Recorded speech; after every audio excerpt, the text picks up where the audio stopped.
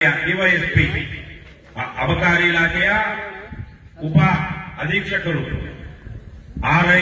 ಕೂಗಾರ್ ಅವರು ಬಂದಿದ್ದಾರೆ. ಅವರಿಗೆ ನಾನು ಸಭೆಯ ಎಲ್ಲರ ಪರವಾಗಿ ಸ್ವಾಗತವನ್ನ ಕೋರ್ತಿದ್ದೀನಿ. ಹಾಗೆಯೇ ಬೊಮ್ಮೇನಹಳ್ಳಿ ಗ್ರಾಮ ಪಂಚಾಯಿತಿಯ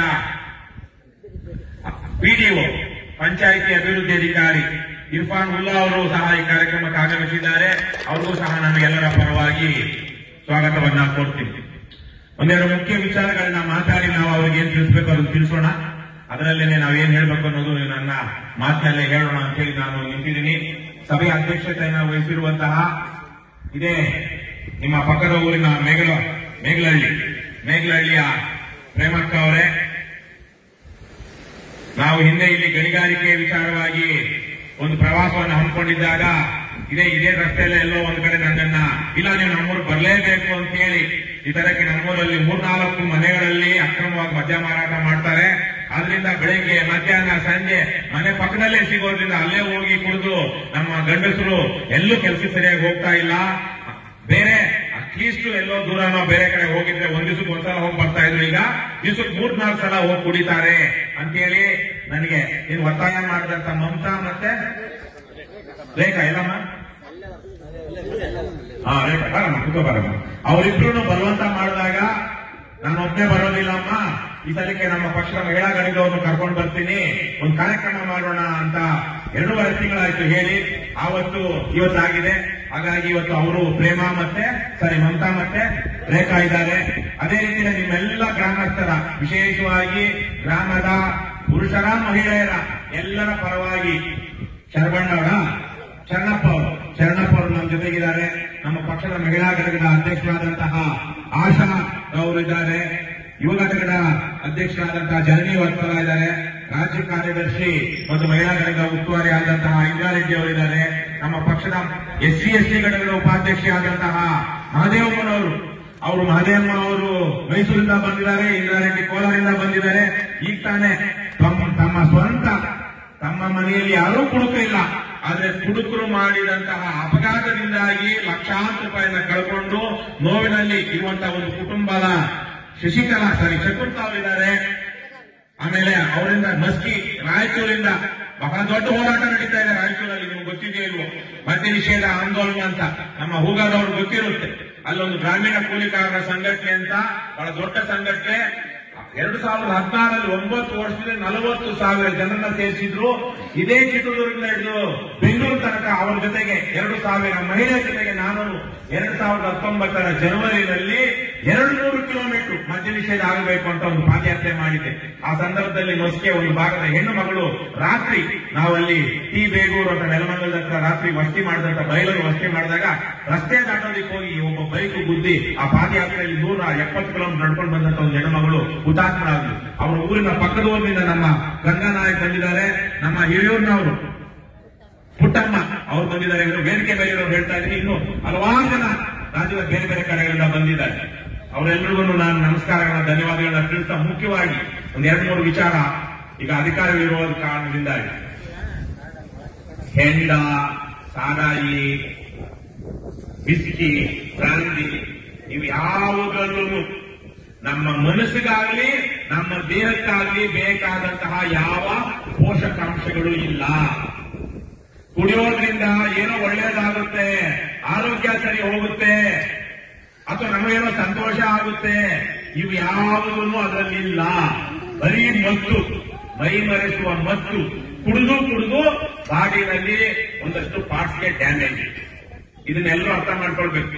ಕುಡಿಯೋದ್ರಲ್ಲಿ ಅದರಲ್ಲಿ ಬರೀ ಆಲ್ಕೋಹಾಲ್, ಅದರಲ್ಲಿ ಒಂದಷ್ಟು ಕಾರ್ಬೋಹೈಡ್ರೇಟ್ಸ್, ಸಕ್ಕರೆ ತಿಂದ್ರೆ ಹೆಂಗಿರುತ್ತೋ ಹಂಗಿರುತ್ತೆ ಒಂದಷ್ಟು ಅಂಶ.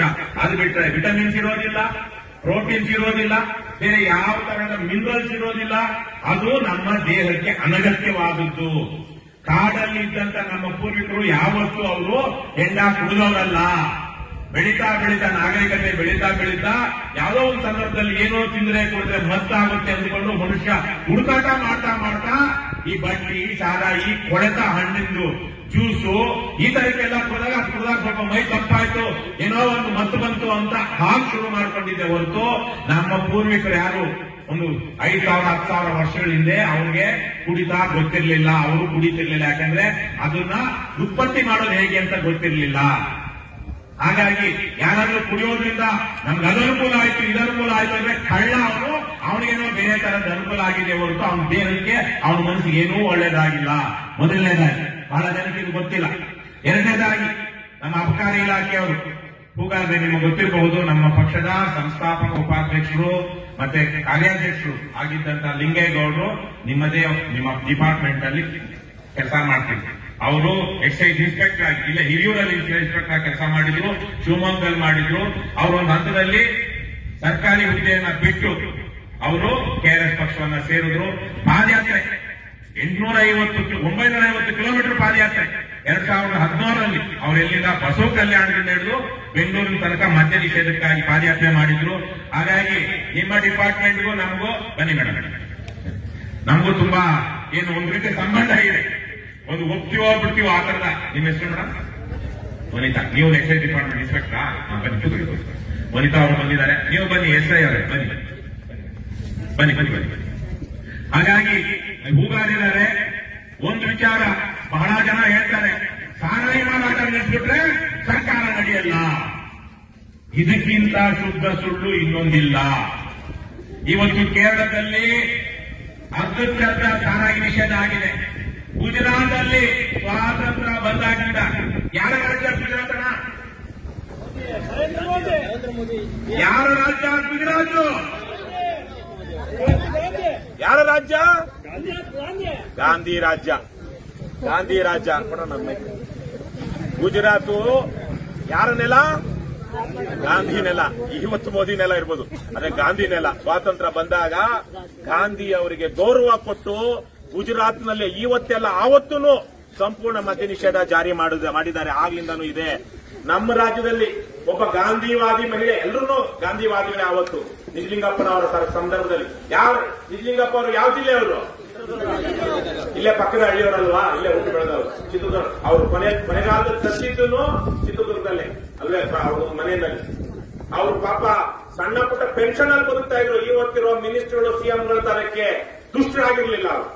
ಅವರ ಸರ್ಕಾರದಲ್ಲಿ ಬಹುಶಃ ಮದ್ಯ ನಿಷೇಧ ಮಾಡೋದ್ರ ಬಗ್ಗೆ ಒಂದಷ್ಟು ಏನು ವಿಚಾರಗಳು ನಡೆದಾಗ ಅದು ಆಗೋದಿಲ್ಲ ಅಂತ ನಿಜಲಿಂಗಪ್ಪನವರೇ ಇರಬೇಕು ತೀರ್ಮಾನ ಮಾಡಿದಾಗ ಯಶೋಧರ ದಾಸಪ್ಪ ಅಂತ ಒಬ್ಬ ಸ್ವಾತಂತ್ರ್ಯ ಹೋರಾಟಗಾರ್ತಿ. ದಾಸಪ್ಪ ಅವರು ಸ್ವಾತಂತ್ರ್ಯ ಹೋರಾಟಗಾರರೇ, ಯಶೋಧರ ದಾಸಪ್ಪ ಅವರು ಸ್ವಾತಂತ್ರ್ಯ ಹೋರಾಟಗಾರರೇ. ಅವರು ರಾಜೀನಾಮೆ ಕೊಟ್ಟರು, ಮದ್ಯ ನಿಷೇಧ ಮಾಡದ ಸರ್ಕಾರದ ಜೊತೆ ನಾನು ಮಂತ್ರಿ ಆಗಿರಲ್ಲ ಅಂತ. ಇವತ್ತು ಆದಿ ಬೀದಿಲಿ ಬಾರಿಟ್ಟಿರೋರೇ ನಮ್ಮ ಮಂತ್ರಿಗಳು. ಅದೇ ಕಾರಣ ಮದ್ಯ ನಿಷೇಧ ಮಾಡ್ತಾರ. ಆದ್ರೆ ಗುಜರಾತ್ ಅಲ್ಲಿ ಅವತ್ತಿನಿಂದ ಮದ್ಯ ನಿಷೇಧ ಇದೆ. ಆ ಸರ್ಕಾರ ದಿವಾಳಿ ಎದ್ದಿದೆಯಲ್ಲಪ್ಪ. ಕೇರಳದಲ್ಲಿ ಮದ್ಯದ ಏನು ಅಬಕಾರಿ ಆದಾಯ ತುಂಬಾ ಕಡಿಮೆ, ದಿವಾಳಿ ಎದ್ದಿದೆಯಾ? ಇಲ್ಲ. ನಮ್ಮ ರಾಜ್ಯ ಸರ್ಕಾರದ ಈ ವರ್ಷದ ಬಜೆಟ್ 4,03,000 ಕೋಟಿ. ನನಗೆ ಗೊತ್ತಿರೋ ಹಾಗೆ 4,03,000 ಕೋಟಿ. ಎಷ್ಟು ಕೋಟಿ? 1,000 ಅಲ್ಲ, 10,000 ಅಲ್ಲ, ಲಕ್ಷ ಅಲ್ಲ, 4 ಲಕ್ಷ ಕೋಟಿ ರೂಪಾಯಿಗಳು ನಮ್ಮ ವರ್ಷದ ಬಜೆಟ್. ಅಂದ್ರೆ ಸರ್ಕಾರ 4 ಲಕ್ಷ ಕೋಟಿ ರೂಪಾಯಿಗಳನ್ನ ಕಂದಾಯ ಮೂಲಗಳಿಂದ, ಅಬಕಾರಿ ಇಲಾಖೆಯಿಂದ, ಟ್ಯಾಕ್ಸ್ಗಳಿಂದ, ಬೇರೆ ಬೇರೆ ಮೂಲಗಳಿಂದ ಇಲ್ಲಿ ನಿಮ್ಮ ಪಕ್ಕದಲ್ಲಿ ಒಂದು ಅದಿರು ನಡೀತಾ ಇದೆಯಲ್ಲ, ಅದಿರು ಗಣಿಗಾರಿಕೆ, ಅದ್ರ ಮೇಲೆ ಹಾಕುವ ರಾಯಲ್ಟಿಯಿಂದ ಈ ಎಲ್ಲಾ ದುಡ್ಡು ಶೇಖರಣೆ ಮಾಡುತ್ತೆ, ಸಾಲ ಮಾಡುತ್ತೆ. ಒಟ್ಟು 4 ಲಕ್ಷ ಕೋಟಿ ರೂಪಾಯಿ ಈ ಸರ್ಕಾರ ತಗೊಳುತ್ತೆ. 4 ಲಕ್ಷ ಕೋಟಿ ರೂಪಾಯಿ ಈ ವರ್ಷ ಸರ್ಕಾರಿ ಅಧಿಕಾರಿಗಳಿಗೆ ಸಂಬಳ, ರಸ್ತೆ, ಆಸ್ಪತ್ರೆ, ಶಾಲೆ, ದೊಡ್ಡ ದೊಡ್ಡ ಯೋಜನೆಗಳು ಇವೆಲ್ಲದಕ್ಕೂ ಖರ್ಚು ಮಾಡುತ್ತೆ. ಆಮೇಲೆ ನಿವೃತ್ತರಾದವರಿಗೆ ಪೆನ್ಷನ್ ಎಲ್ಲ 4 ಲಕ್ಷ ಕೋಟಿ ರೂಪಾಯಿ ಖರ್ಚು ಮಾಡ್ತಾರೆ ಈ ವರ್ಷ. ಈ 4 ಲಕ್ಷ ಕೋಟಿಲಿ ಸರ್ಕಾರ ಈ ವರ್ಷ ಅಬಕಾರಿ ಇಲಾಖೆಯಿಂದ ಎಕ್ಸ್ಪೆಕ್ಟ್ ಮಾಡ್ತಾ ಇರುವಂತಹ ಆದಾಯ ಎಷ್ಟು ಗೊತ್ತಿದೆಯಾ? ಅಬಕಾರಿ ಇಲಾಖೆಯವರಿಗೆ ಸುಮಾರು 40,000 ಕೋಟಿ ಅಲ್ವಾ ಸರ್? 40,000 ಕೋಟಿ. ಹೋದ ವರ್ಷ 40,000 ಎಕ್ಸ್ಪೆಕ್ಟ್ ಮಾಡಿದ್ರು, 36,000-37,000 ಅಷ್ಟೇ ಕಲೆಕ್ಟ್ ಆಗಿತ್ತು. ಅಂದ್ರೆ ಇವರು ಇಷ್ಟು ಕಲೆಕ್ಟ್ ಆಗುತ್ತೆ ಅಂತಾರಲ್ಲ, ಅದಕ್ಕಿಂತ ಕಡಿಮೆ ಕಲೆಕ್ಟ್ ಆಯ್ತು. ಈ ವರ್ಷ 43,000 ಇಟ್ಕೊಂಡಿದ್ದಾರೆ, 40,000 ಕೋಟಿ ಆಗ್ಬೋದು. 4 ಲಕ್ಷದಲ್ಲಿ 40,000 ಕೋಟಿ ರೂಪಾಯಿ ಎಷ್ಟು ಹಣ? ಎಷ್ಟು ಪರ್ಸೆಂಟ್ ಇರೋಣ? ಕೌಸಿಫೋರ್ ಊರವ್ರು ಹೇಳಿ ಎಷ್ಟಾಯ್ತಪ್ಪ? 100ಕ್ಕೆ ಎಷ್ಟಾಯ್ತಣ? ಸರ್ಕಾರಕ್ಕೆ 100 ರೂಪಾಯಲ್ಲಿ 100 ರೂಪಾಯಿ ಆದಾಯ ಬರ್ತಾ ಇದ್ರೆ ಅದರಲ್ಲಿ ಎಷ್ಟು ರೂಪಾಯಿ ಅಬಕಾರಿ ಅಂದ್ರೆ ಇದರಿಂದ ಹೆಂಡ ಸಾರಾಯಿ ಮದ್ಯ ಮಾರಾಟದಿಂದ ಬರೋದು 10 ರೂಪಾಯಿ. 4 ಲಕ್ಷಕ್ಕೆ 40,000 ಅಂದ್ರೆ 100 ರೂಪಾಯಿ ಎಷ್ಟಾಯ್ತಳ? 10 ರೂಪಾಯಿ ಅಲ್ವಾ? ಇನ್ನು 90 ರೂಪಾಯಿ ಬೇರೆ ಬೇರೆ ಮೂಲಗಳಿಂದ ಆದಾಯ ಬರ್ತಿದೆಯಲ್ವಾ? ಬರ್ತಾ ಇದೆಯಲ್ವಾ? ಸರ್ಕಾರ ಇವತ್ತು ಜನಕಲ್ಯಾಣ ಯೋಜನೆ ಅಂದ್ರೆ ಬಡತನ ನಿವಾರಣೆಗೆ ಶಿಕ್ಷಣ, ಆರೋಗ್ಯ ಇವೆಲ್ಲ ಮಾಡಿ ಗ್ಯಾರಂಟಿ ಅಂತೆಲ್ಲ ಯೋಜನೆಗಳು ಮಾಡ್ತಾ ಇದೆಯಲ್ವಾ? ಆದರೆ ಇವತ್ತು ಸರ್ಕಾರಿ ಆಸ್ಪತ್ರೆಗಳಲ್ಲಿ ಬೇರೆ ಬೇರೆ ಆಸ್ಪತ್ರೆಗಳಲ್ಲಿ ಪ್ರೈವೇಟ್ ಅಲ್ಲಿ 10 ಲಕ್ಷ ಖರ್ಚು ಮಾಡಿದ್ರು. ಗಂಡನ್ನ ಮನೆ ಕರ್ಕೊಂಡ್ರಾಗಲ್ವೇನಮ್ಮ? 10 ಲಕ್ಷ ರೂಪಾಯಿ ಯಾವನೋ ಕುಡಿದೋದವನು ಆಕ್ಸಿಡೆಂಟ್ ಮಾಡಿದ್ದೀವಿ. ಈ ತರಕ್ಕೆ ಸರ್ಕಾರನೇ ಆಸ್ಪತ್ರೆಗಳಲ್ಲಿ ಕುಡಿತದ ಕಾರಣದಿಂದಾಗಿ ಆಸ್ಪತ್ರೆಗಳಿಗೆ ಬರುವಂತಹ ಕುಡುಕರಿಗೆ ಅಥವಾ ಕುಡುಕರಿಂದ ಅಪಘಾತಕ್ಕೊಳಗಾಗಿರುವಂತಹ ಜನರಿಗೆ ಚಿಕಿತ್ಸೆ ಕೊಡೋದಕ್ಕೆ 16,000 ರೂಪಾಯಿ ಖರ್ಚು ಮಾಡುತ್ತಲ್ಲ. ಇವತ್ತಿಲ್ಲಿ ಪಕ್ಕದಲ್ಲಿ ನಮ್ಮ ಹಿಂದೆನೆ ಒಂದು ನ್ಯಾಯಬೆಲೆ ಅಂಗಡಿ ಇದೆ. ನ್ಯಾಯಬೆಲೆ ಅಂಗಡಿಗಳಲ್ಲಿ ಇವತ್ತು ಸರ್ಕಾರ ಅಕ್ಕಿ, ಬೇಳೆ, ಎಣ್ಣೆ ಅಂದ್ರೆ ಈ ಎಣ್ಣೆ ಅಲ್ಲ, ಬೇರೆ ಕಡಲೆ ಎಣ್ಣೆ, ಸಕ್ಕರೆ ಎಲ್ಲಾ ಕೊಡ್ತಾ ಇದೆ. ಅಲ್ಲೇನಪ್ಪ ಯಾಕೆ ಕೊಡ್ತಿದೆ? ಬಡತನ ನಿವಾರಣೆ ಆಗಲಿ ಅಂತ. ಬಡತನ ನಿವಾರಣೆ ಆಗಲಿ ಅಂತ ಸರ್ಕಾರ ಕೊಡ್ತಾ ಇದ್ರೆ ಬಡವರು ಏನ್ ಮಾಡ್ತಿದಾರಪ್ಪ? ಬಹುತೇಕ ಬಡವರು ಹಳ್ಳಿನಲ್ಲಿ ಉದ್ಯೋಗ ಇಲ್ಲದಿರುವಂತವರು, ಕೃಷಿ ಕಾರ್ಮಿಕರು 300 ರೂಪಾಯಿ 400 ರೂಪಾಯಿ ಎಷ್ಟ ಮಕ್ಕಳು ನಿಮ್ಮೂರಲ್ಲಿ ಗಂಡಾಳಿಗೆ 500 ರೂಪಾಯಿ. 500 ರೂಪಾಯಿಯಲ್ಲಿ ಅವನು ಒಂದ್ ದಿವಸ ಹೋಗಿ 200 ರೂಪಾಯಿ 300 ರೂಪಾಯಿ ಕುಡಿತಾನೆ. ನನಗೆ ಗೊತ್ತಿಲ್ಲ ಅದು ಎಷ್ಟು ರೇಟ್ ಕುಡಿತಾರಂತ. ಎಷ್ಟು ಕುಡಿಬೋದಪ್ಪ? ಕಡಿಮೆ ಅಂದ್ರು ಒಂದು 200 ರೂಪಾಯಿ ಕುಡಿದ್ರ 500 ರೂಪಾಯಿ ಕುಡಿದ್ರೆ ತೃಪ್ತಿ ಆಗುತ್ತಾ ಅವನಿಗೆ? ಆಗುತ್ತಾ? ನನಗೆ ಗೊತ್ತಿಲ್ಲ. ಕುಡಿಯೋರು ಯಾರು ಹೇಳಿದ್ರಯ್ಯ? 200 ರೂಪಾಯಿ 300 ರೂಪಾಯಿ ಕುಡಿತಾನೆ. 100 ರೂಪಾಯಿಗೆಲ್ಲ ತೃಪ್ತಿ ಆಗಲ್ಲ. ಆಗುತ್ತೆ ಅಂದ್ರಪ್ಪ? ಆಗಲ್ಲ. 200 300 ಕುಡಿದ ಮೇಲೆ ಉಳಿದಿದ್ದೆಷ್ಟು? 200. ಇವತ್ತು ಕುಡಿದ ನಾಳೆ ಕೆಲಸಕ್ಕೆ ಹೋಗಕ್ಕಾಗುತ್ತಾ? ಏನಪ್ಪ ಒಳ್ಳೆ ಸಾಕು. ಹ್ಯಾಂಗ್ ಓವರ್ಗೆ ತಲೆಮಾರ. ನನ್ಗೆ ಗೊತ್ತಿರಲಿಲ್ಲ ಈ ಪದ. ಹ್ಯಾಂಗ್ ಓವರ್ ಅಂತ ಅಂದ್ರೆ ಕುಡಿದ ಮೇಲೆ ಅದು 4 ದಿವಸಕ್ಕೆ ತಲೆನೋವು ಏನೇನಾಗುತ್ತೋ ನಾನು ಹುಚ್ಚು ಹಿಡಿದಿರುತ್ತೇನೋ.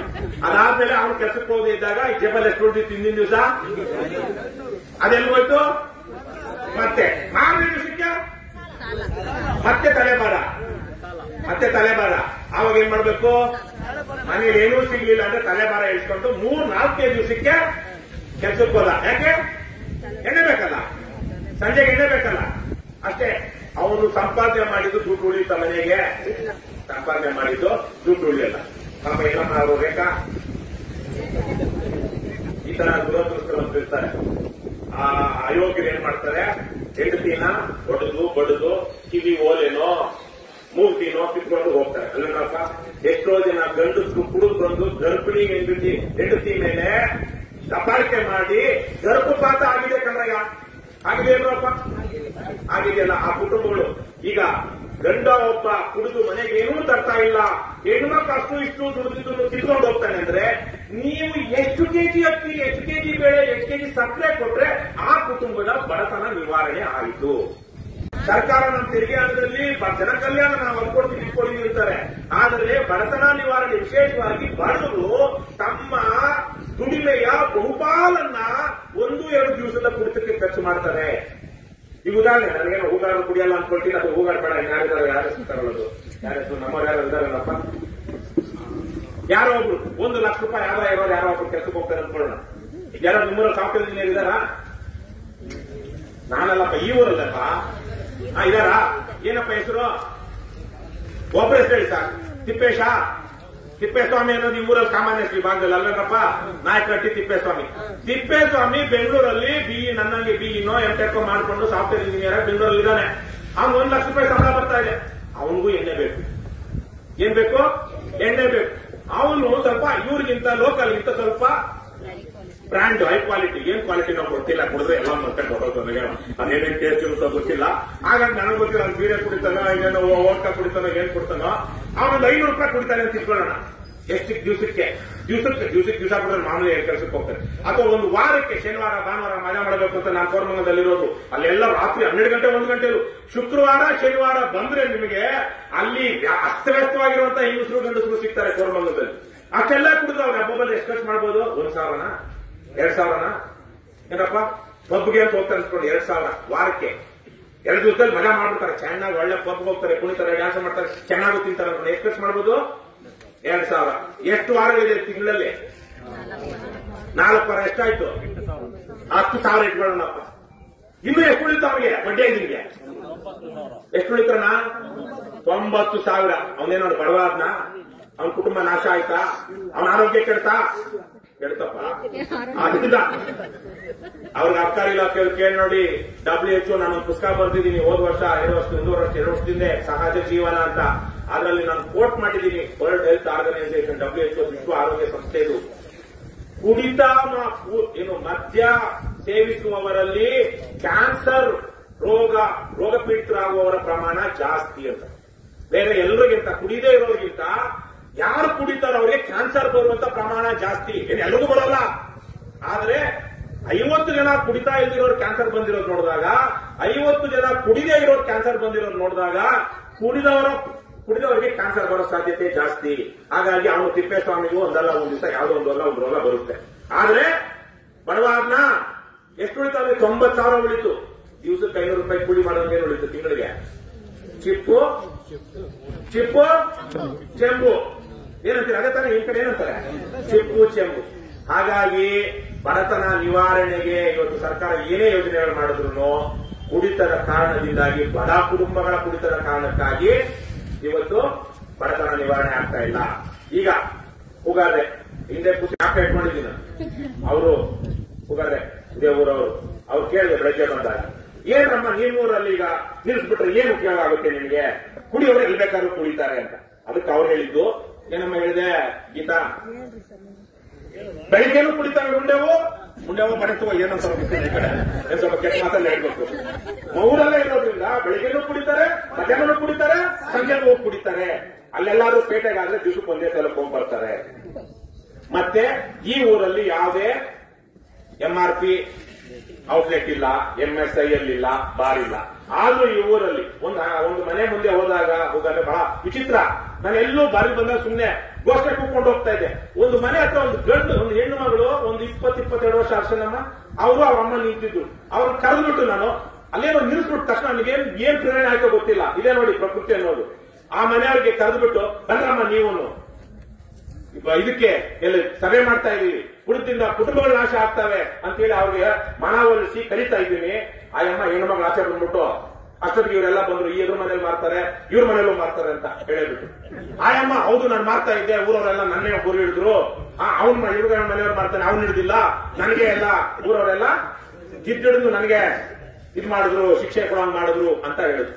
ಕುಡಿ ಎಣ್ಣೆ ಮಾರ್ತಾ ಇದ್ದಂತಹ ಲೈವಲ್ಲಿದೆ ಏನು ವನಿತಾ ಅಲ್ವಾ? ವನಿತಾರೆ, ದಯವಿಟ್ಟು ನೋಡಿ. ನೀವು ಒಬ್ಬ ಹೆಣ್ಮಗಳು, ಆ ಹೆಣ್ಮಗಳು ಹೇಳಿರೋದು ಲೈವಲ್ಲಿದೆ, ವಿಡಿಯೋ ರೆಕಾರ್ಡ್ ಆಗಿದೆ. ನಾನು ಮಾರ್ತಾ ಇದ್ದೆ, ಇವರೆಲ್ಲ ಊರವರೆಲ್ಲ ಸೇರ್ಕೊಂಡು ನನ್ನನ್ನು ಸಿಕ್ಕಾಕ್ಸ್ಬಿಟ್ಟಿದ್ದಾರೆ. ಎದುರು ಮನೆಯವ್ನು ಸಿಕ್ಕಾಕ್ಸಿಲ್ಲ, ಶಂಬಣ್ಣನ್ ಸಿಕ್ಕಾಕ್ಸಿಲ್ಲ, ಶಿವಣ್ಣನ್ ಸಿಕ್ಕಾಕ್ಸಿಲ್ಲ. ಶಿವಣ್ಣ ಅನ್ನೋನ್ ಮಾಡ್ತಿದ್ದಾನಂತೆ, ಶಂಬಣ್ಣ ಅನ್ನೋನ್ ಮಾಡ್ತಾ ಇದ್ದಾನಂತೆ, ಅವನ ಬಗ್ಗೆ ಹೇಳಿಲ್ಲ, ನನ್ನ ಬಗ್ಗೆ ಸಿಕ್ಕಾಕ್ಬಿಟ್ಟಿದ್ದಾರೆ ಅಂತ ಹೇಳಿದ್ರು. ಈ ಅಕ್ರಮ ಮದ್ಯ ಮಾರಾಟ ಇವತ್ತು ನಿಮ್ಮ ಇಲಾಖೆ ವ್ಯಾಪ್ತಿಗೆ ಬರುತ್ತೆ. ದಯವಿಟ್ಟು ನೀವು ಅದಕ್ಕೆ ನಾನು ನೀವು ಈ ಮದ್ಯ ನಿಷೇಧ ಮಾಡಿ ಅಂತ ನಿಮ್ಮನ್ನು ಕೇಳಕ್ಕಾಗಲ್ಲ. ಅದನ್ನ ಸರ್ಕಾರ ಕೇಳಬೇಕು. ನೀವೊಬ್ಬ ಸರ್ಕಾರಿ ನೌಕರರು, ಏನು ನಿಯಮಗಳೇನಿದೆಯೋ ದಯವಿಟ್ಟು ನೀವು ಅದನ್ನ ಅನುಷ್ಠಾನ ಮಾಡಬೇಕು. ಅಷ್ಟೇ ನಿಮ್ ಕೆಲಸ. ನಾವೇನು ಕೇಳ್ಕೊಳ್ತಿರೋದು, DYSP ಅವರು ಏನು ಅಬಕಾರಿ ಇಲಾಖೆ DYSP ಉನ್ನತ ಅಧಿಕಾರಿ, ಜಿಲ್ಲೆಗೆ ನಂಬರ್ 2 ಅವರು. ಇವ್ರ ಮೇಲೆ DC ಇರ್ತಾರೆ, SP ಅಲ್ಲ ಸರ್, DC ಅಂತಾರೆ ಅವ್ರಿಗೆ, ಅಬಕಾರಿ DC ಅಂತಾರೆ ಅಲ್ವಾ ಸರ್? ಸೊ ಅಬಕಾರಿ DC ಬಿಟ್ಟರೆ ಇವರನ್ನ ಈ ಭಾಗಕ್ಕೆ ಬಹುಶಃ 4 ತಾಲೂಕುಗಳು ಇವ್ರ ವ್ಯಾಪ್ತಿಗೆ ಬರುತ್ತೆ, 3 ತಾಲೂಕು. ಸೊ ಹಾಗಾಗಿ ಅವರಿಗೆ ಕೇಳ್ಕೊಳ್ಳೋದು ನಾವು ಎಲ್ಲರ ಪರವಾಗಿ, ಏನಮ್ಮ ಅಕ್ರಮ ಮದ್ಯ ಮಾರಾಟ ಮಾಡೋದಕ್ಕೆ ಅವಕಾಶ ಕೊಡಬೇಡಿ. ಪಕ್ಕದೂರಲ್ಲಿ ಬೊಮ್ಮೇನಹಳ್ಳಿನಲ್ಲಿ ಇದಿದ್ರೆ ಏನು MRP ಇದ್ರೆ ಬೊಮ್ಮೇನಹಳ್ಳಿ ಅವ್ರು ಬೆಳಗ್ಗೆಯಿಂದ ಸಂಜೆ ತನಕ ಕುಡಿಲಿ. ಯಾವ್ದು ಕಡಲೆ ಬುದ್ಧ ಅವ್ರಿಗೆ ನಾವು ಬಂದಿರೋ ಕಡಲೆ ಬುದ್ಧ ಅವ್ರ ಪರವಾಗಿಲ್ಲ ಅಲ್ವಾ? ಹಾಗಾಗಿ ಬೇಡ. ದಯವಿಟ್ಟು ಅಬಕಾರಿ ಇಲಾಖೆ ಎಲ್ಲ ಅಧಿಕಾರಿಗಳನ್ನು ಕೇಳ್ಕೊಳ್ಳೋದಿಷ್ಟೇ, ದಯವಿಟ್ಟು ಕಾನೂನುಬದ್ಧ ಮದ್ಯ ಮಾರಾಟಕ್ಕೆ ಮಾತ್ರ ಅವಕಾಶ ಮಾಡಿಕೊಡಿ. ನಿಮಗೆ 2 ತರಹದ ಒತ್ತಡ, 3 ತರಹದ ಒತ್ತಡಗಳಿದೆ. ಒಂದು, ಸರ್ಕಾರದಿಂದನೇ ಮೇಲಧಿಕಾರಿಗಳಿಂದ, ಕಂದಾಯ ಇಲಾಖೆ ಅಧಿಕಾರಿಗಳಿಂದ, ಮಂತ್ರಿಗಳಿಂದ ನಿಮಗೆ ಪರೋಕ್ಷವಾಗಿ ಒಂದು ಒತ್ತಡ ಬರುತ್ತೆ. ಏನು ಸಾಧ್ಯವಾದಷ್ಟು ಹೆಚ್ಚು ಮಾರಾಟ ಮಾಡೋದಕ್ಕೆ ಅವಕಾಶ ಮಾಡಿಕೊಡಿ. ಹಾಗಾಗಿ ತುಂಬಾ ಸ್ಟ್ರಿಂಜೆಂಟ್ ಆದ ಆಕ್ಷನ್ ತಗೊಳ್ಳಕ್ ಹೋಗಬೇಡಿ, ಸ್ಟ್ರಿಕ್ಟ್ ಆಗಬೇಡಿ. ಯಾಕಂದ್ರೆ ಹೆಚ್ಚೆಚ್ಚು ಮಾರಾಟ ಆದ್ರೆ ನಮಗೆ ಲಾಭ ಬರುತ್ತೆ ಅಂತ. ಎರಡನೇದಾಗಿ, ನೀವು ಪೋಸ್ಟಿಂಗ್ ಇರುವಾಗ ನಿಮ್ಮ ಡಿಪಾರ್ಟ್ಮೆಂಟ್ ಅಲ್ಲಿ, ವಿಶೇಷವಾಗಿ ಪೊಲೀಸ್ ಡಿಪಾರ್ಟ್ಮೆಂಟ್, ನಿಮ್ಮ ಡಿಪಾರ್ಟ್ಮೆಂಟ್, ಕಂದಾಯ ಇಲಾಖೆಯಲ್ಲಿ ಕೆಲವೊಂದು ಪೋಸ್ಟಿಂಗ್ಗಳಿಗೆ, ಕೆಲವೊಂದು ಜಾಗಕ್ಕೆ ನೀವು ಸಮಯಕ್ಕೆ ಲಂಚ ಕೊಡಲಿಲ್ಲ ಅಂದ್ರೆ ನೀವು ಪರ್ಮನೆಂಟ್ ಆಗಿ ಕೆಲವೊಂದು ಕಡೆ ಇರಕ್ಕಾಗೋದಿಲ್ಲ. 6 ತಿಂಗಳು, ವರ್ಷ, 2 ವರ್ಷ ಆಗೋತ್ತಿಗೆ ಟ್ರಾನ್ಸ್ಫರ್ ಮಾಡ್ತಾ ಇರ್ತಾರೆ. ಹಾಗಾಗಿ ನಿಮ್ಮ ಮೇಲಧಿಕಾರಿಗಳು, ಟ್ರಾನ್ಸ್ಫರ್ ಮಾಡೋರು, ಲೋಕಲ್ ರಾಜಕಾರಣಿಗಳು, ಪುಡಾರಿಗಳು, ಪುಂಡ್ರು, ಪೋಖ್ರಿಗಳು ಎಲ್ಲರನ್ನು ನಿಮ್ಮ ಹತ್ರ ಒಂದಷ್ಟು ಲಂಚನೋ ಇನ್ನೊಂದನ್ನೋ ಬಯಸ್ತಾರೆ. ಹಾಗಾಗಿ ನೀವು ಇಂತಹವರಿಂದ ಲಂಚ ತಿಳ್ಕೊಳ್ಳುವಂತ ಒಂದು ಅನಿವಾರ್ಯ ಸ್ಥಿತಿ ಇದೆ ಅಂತ ನಾವು ಭಾವಿಸಿದ್ದೀವಿ. ಅದು ಸರಿಯಲ್ಲ, ಅದು ನಿಲ್ಲಬೇಕು. 3ನೇದಾಗಿ, ನೀವು ಸಹ ಸಮಾಜದ ಭಾಗವಾಗಿರುವಾಗ ನೀವು ಕಾನೂನನ್ನ ಎತ್ತಿ ಹಿಡಿಲಿಲ್ಲ ಅಂದ್ರೆ ಮುಂದಕ್ಕೆ ಅಕ್ಕಪಕ್ಕದವರಿಗೆ ಊರೊಳಗಣ ಕಿಚ್ಚು, ಮನೆಯೊಳಗಣ ಏನೋ ಇದೆಯಲ್ಲ, ಊರೊಳಗೆ. ಹಾಗಾಗಿ ಊರಿಗೆ ಬೆಂಕಿ ಬಿದ್ದಾಗ ಯಾರಾದ್ರೂ ಅದರಲ್ಲಿ ಬಚಾವಾಗಲು ಸಾಧ್ಯ ಆಗುತ್ತಾ? ಸಮಾಜದ ಭಾಗವಾಗಿರುವಂತಹ ಅಬಕಾರಿ ಇಲಾಖೆಯವರಾಗಲಿ, ಪೊಲೀಸ್ ಇಲಾಖೆಯವರಾಗಲಿ ಯಾರು ಬಚಾವಾಗೋದಿಕ್ಕೆ ಆಗೋದಿಲ್ಲ. ನೇಪಾಳದಲ್ಲೇನಾಗಿದೆ, ಬಾಂಗ್ಲಾದಲ್ಲೇನಾಗಿದೆ, ಶ್ರೀಲಂಕಾದಲ್ಲೇನಾಗಿದೆ ಅಂತ ನೋಡ್ತೀವಿ. ಯಾರೂ ಇಮ್ಯೂನ್ ಅಲ್ಲ. ಹಾಗಾಗಿ ದಯವಿಟ್ಟು ನೀವು ನಿಮ್ಮ ಕರ್ತವ್ಯವನ್ನು ನಿಭಾಯಿಸಿ. ಸರ್ಕಾರ ದಾಖಲೆಗಳಲ್ಲಿ ಏನು ಹೇಳುತ್ತೆ, ಆದೇಶಗಳಲ್ಲಿ ಏನು ಹೇಳುತ್ತೆ ಅಷ್ಟನ್ನೇ ಪಾಲಿಸಿ. ಯಾವನೋ ಒಬ್ಬ ಅಯೋಗ್ಯ ರಾಜಕಾರಣಿನೋ ನಿಮ್ಮ ಮೇಲಿರುವ ಭ್ರಷ್ಟ ಅಧಿಕಾರಿನೋ ಹೇಳೋದನ್ನ ನೀವು ಕೇಳೋದಕ್ಕೆ ಹೋಗಬೇಡಿ. ನೀವು ಒಬ್ಬ ಅಧಿಕಾರಿಯಾಗಿ ಒಂದು ಪೊಲೀಸ್ ಇರೋದ್ರಿಂದ ಒಂದು ಕತೆ ಹೇಳ್ತೀನಿ ನಾನು. ಅನೇಕ ಕಥೆಗಳಿದೆ. ಅದ್ರಲ್ಲಿ ಒಂದು ಕತೆ, SI ತುಂಬಾ ದೊಡ್ಡ ಅಧಿಕಾರಿ ಏನಲ್ಲ, ಕಾನ್ಸ್ಟೇಬಲ್, ಹೆಡ್ ಕಾನ್ಸ್ಟೇಬಲ್, SI ಒಬ್ಬ MLA ದರ ಅಂತ ಚಡ್ಡಿ ಮೇಲೆ ಪಂಚೆ ಕಟ್ಕೊಳ್ಳಕ್ ಅವಕಾಶ ಕೊಡದೆ ಹೇಳ್ಕೊಂಡು ಹೋಗಿದ್ದ ಅವನು ತಪ್ಪು ಮಾಡಿದ್ದಕ್ಕೆ. ಎಲ್ಲ ಎಲ್ಲಿ? ನಂಜನಗೂಡಲ್ಲಿ ಅಭಿಮನ್ಯು ಅಂತ ಸಿನಿಮಾ ಬಂದಿತ್ತು, ನೋಡಿದೀರಾ ನೀವು? ರವಿಚಂದ್ರನ್ದು. ಅದಕ್ಕೆ ಅದು ತೆಲುಗಲ್ಲಿ ಬಂದಿತ್ತು, ಅಂಕುಶಂ ಅಂತ. ಅದಾದ್ಮೇಲೆ ಅಭಿಮನ್ಯು ಅಂತ ಕನ್ನಡದಲ್ಲಿ ರವಿಚಂದ್ರನ್ ಸಿಕ್ಕಿದ್ದು. ಅದು ಸಿನಿಮಾ. ನಿಜ ಜೀವನದಲ್ಲಿ ನಂಜನಗೂಡಲ್ಲಿ ಒಬ್ಬ SI ಒಬ್ಬ MLA ಯಾವುದೋ ಒಂದು ಅಪರಾಧ, ಕಾಗ್ನಿಸಬಲ್ ಅಫೆನ್ಸ್ ಅಂತಾರೆ, ಕಣ್ಣಿಗೆ ಕಾಣಿಸುವಂತ ಸಂಜ್ಞೆಯ ಅಪರಾಧ, ಪೊಲೀಸರು ಗೊತ್ತಿರುತ್ತೆ, ಎಳ್ಕೊಂಡು ಹೋಗಿದ್ದ. ಆ SI ಏನಾದ ಗೊತ್ತಾ? ಕೊನೆಗೆ ಏನಾಗಿರ್ಬೋದು?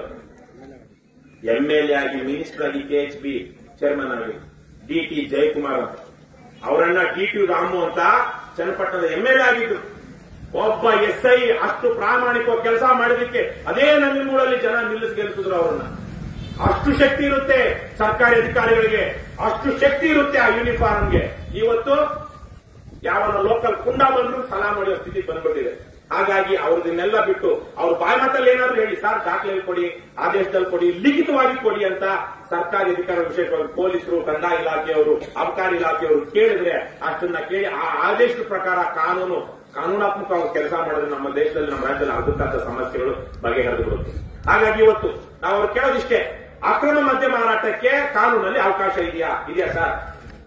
ಅಕ್ರಮ ಮದ್ಯ ಮಾರಾಟವನ್ನು ನಿಲ್ಲಿಸಬೇಕಾದವ್ರು ಯಾರು ಸರ್? ನೀವಂದ್ರೆ ಅಬಕಾರಿ ಇಲಾಖೆ. ಇಷ್ಟೇನಪ್ಪ. ಪೊಲೀಸರು ಬರೋದಿಲ್ಲ, ಬರುತ್ತಾ? ಅವ್ರ ಬಹುಶಃ ಕಾಣಿಸಬಲ್ಲ ಅಫೆನ್ಸ್ ಕಣ್ಣು ಕಾಣಿಸಿದ್ರೆ ಬರ್ಬೋದಿಲ್ಲ, ಬರುತ್ತೆ. ಪೊಲೀಸರು ಇದಾರಲ್ವಾ, ಪೊಲೀಸರಿಗೂ ದಯವಿಟ್ಟು ನಿಮಗೂ ಬರುತ್ತೆ. ಆದ್ರೆ ನೀವು ಸಹ ಯಾರಿಗೆ ಮಾಹಿತಿ ಕೊಡಬೇಕು? ಅಬಕಾರಿ ಇಲಾಖೆಯವರು FIR ಹಾಕ್ತಾರೆ, ಅರೆಸ್ಟ್ ಮಾಡೋ ಅಧಿಕಾರನೂ ನಿಮ್ಗಿದೆ ಅಲ್ವಾ ಸರ್? ಇಬ್ರಿಗೂ ಇದೆ. ಆದ್ರೆ ಪೊಲೀಸರು ಕಾನೂನು ಸುವ್ಯವಸ್ಥೆ ಜಾಸ್ತಿ ಇರ್ತಾರೆ. ಕಾನೂನು ಸುವ್ಯವಸ್ಥೆಗೆ ಭಂಗ ಬರುವಂತ ರೀತಿಯಲ್ಲಿ ಮತ್ತೆ ಕಣ್ಣಿಗೆ ಕಾಣಿಸುವಂತ ರೀತಿಯಲ್ಲಿ ಅಕ್ರಮ ಮದ್ಯ ಮಾರಾಟ ಮಾಡ್ತಾ ಇದ್ರೆ ಆಗ ಮಾತ್ರ ಅವ್ರು ಹೋಗ್ತಾರೆ ಹೊರತು ಊರಲ್ಲಿ ಎಲ್ಲ ಅಕ್ರಮ ಮದ್ಯ ಮಾರಾಟ ಮಾಡ್ತಾ ಇದೆ ಅಲ್ಲಿ ನಾನು ಹೋಗ್ತೀನಿ ಅಂತ ಹೋಗೋದಿಲ್ಲ ಅಲ್ವಾ? ಆ ಹೋಗುವಂತ ಇಲಾಖೆ ಯಾವುದು? ಅಬಕಾರಿ ಇಲಾಖೆ. ಇಷ್ಟೊತ್ತು ನಾನು ಕೇಳಿದ್ರಲ್ಲಿ ಏನಾದ್ರು ತಪ್ಪಿದೆ ಸರ್? ದಯವಿಟ್ಟು ನೀವು ಇಷ್ಟನ್ನ ಮಾಡೋಣ.